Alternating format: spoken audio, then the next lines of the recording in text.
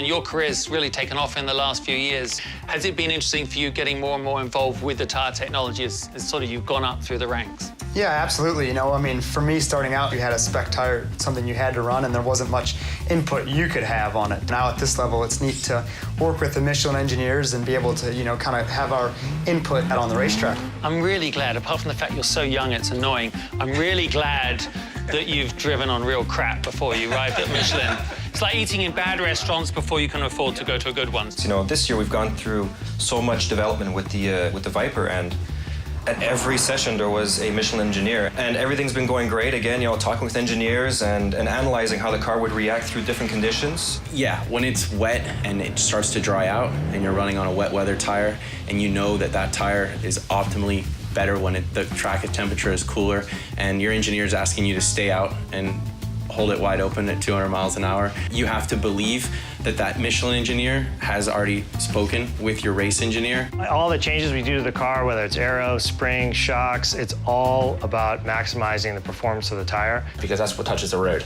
Me as a driver, we're always working to find every last little tenth from the car, from the tire, everything else, and the Michelin is, in many ways, very forgiving. I remember the first test I did in one of these LMPC cars with the Michelin tires on. As the fuel burned off, I kept going faster and faster and faster.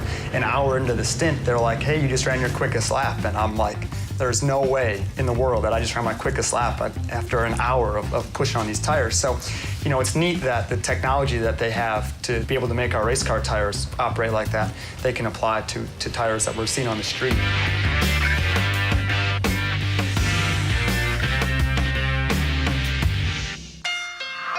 Michelin, a better way forward.